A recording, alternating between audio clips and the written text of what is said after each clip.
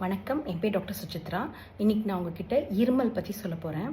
இது நிறைய friends, family, அதாவது தெரிஞ்சவங்க, நண்பர்கள், சொந்தக்காரவங்க, இந்த மாதிரி நிறைய பேருக்கு இது நான் சொல்ல வேண்டியிருந்திருக்கு. அதனால் இது நான் திருப்பி ஏற்கனவே சொன்னதுனாலும் திருப்பி சொன்னால் தான் சிலதெல்லாம் மனசில் ஆழப்பதியும். அதாவது இருமல் கோல்டு வந்திருக்கும், அதாவது மூக்கு ஒழுகி சளி இருந்திருக்கும், தொண்டை வலி இருந்திருக்கும், இல்லை உடம்பு சரியில்லை, ஜுரம் இருந்திருக்கும், உடம்பு வலிச்சிருக்கும், தலை வலிச்சிருக்கும். ஸோ கோல்டு இருந்திருக்கும். அப்பர் ரெஸ்பிரேட்டரி ட்ராக்ட் இன்ஃபெக்ஷன்னு சொல்லுவோம், URI. ஸோ ஒரு கோல்டு இருந்தது. அதுக்கப்புறம் முக்கால்வாசி சரியாயிடும். இருமல் மட்டும் இருந்துகிட்டே இருக்குது அப்படின்னு நிறைய பேர் சொல்லுவாங்க.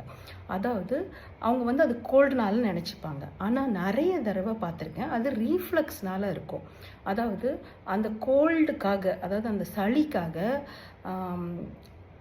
மிளகு, அப்புறம் கஷாயம், இந்த மாதிரிலாம் போட்டு குடிக்க வேண்டியது. அதுக்கப்புறம் சுடு தண்ணி குடிக்க வேண்டியது. அதுக்கப்புறம் அதாவது இங்கே கோல்டுக்காக என்னென்ன பண்ணுறீங்களோ அதெல்லாம் ரீஃப்ளக்ஸை ஜாஸ்தி பண்ணிடும். ஸோ ரீஃப்ளக்ஸ்னால் வயிறுலேருந்து இங்கே உணவு குழாய்க்கும் வயிறுக்கும் நடுவில் ஒரு வேல்வ் இருக்கும். அது கொஞ்சம் ரிலாக்ஸ் ஆகிடும். ரிலாக்ஸ் ஆகிட்டா வயிறில் இருக்க ஆசிட் மேலே வரக்கூடாது. அது இப்படி மேலே நெஞ்சரிச்சல் காஸ் பண்ணும். சில பேருக்கு அந்த மேலே வர்றது தெரியாது, தொண்டை இரிட்டேட் பண்ணி இருமலாக வரும்.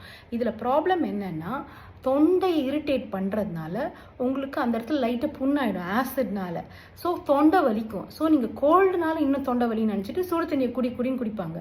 சுடு தண்ணி என்ன பண்ணும், அந்த வேல்வை ரிலாக்ஸ் பண்ணிடும். அதில் இன்னும் மேலே வரும். அதனால உங்களுடைய காஃப் இது கொஞ்சம் கண்டுபிடிக்கிறது அவ்வளோ ஈஸி கிடையாது. ஏன்னா நிறைய தடவை கோல்டோடு சேர்ந்து இருக்குது.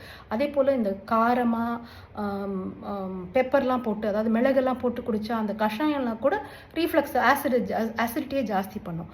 இது கண்டுபிடிக்கிறது கொஞ்சம் கஷ்டம்னால நீங்கள் உங்களுக்கு காஃப் படுத்தா ஜாஸ்தியாகும், வெறும் இருமல் இருக்கும், மற்ற சிம்டம்ஸ் எதுவும் இருக்காது, தொண்டை வலி இருக்கலாம்.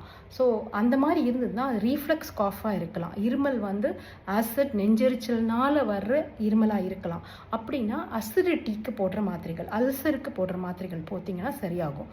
ஜலூசில் குடிச்சு பார்க்கலாம், இல்லை வெந்தயம் சாப்பிட்டு பார்க்கலாம், இல்லை அந்த அல்சருக்காக போடுற மாத்திரைகள் போட்டு பார்க்கலாம். வணக்கம்.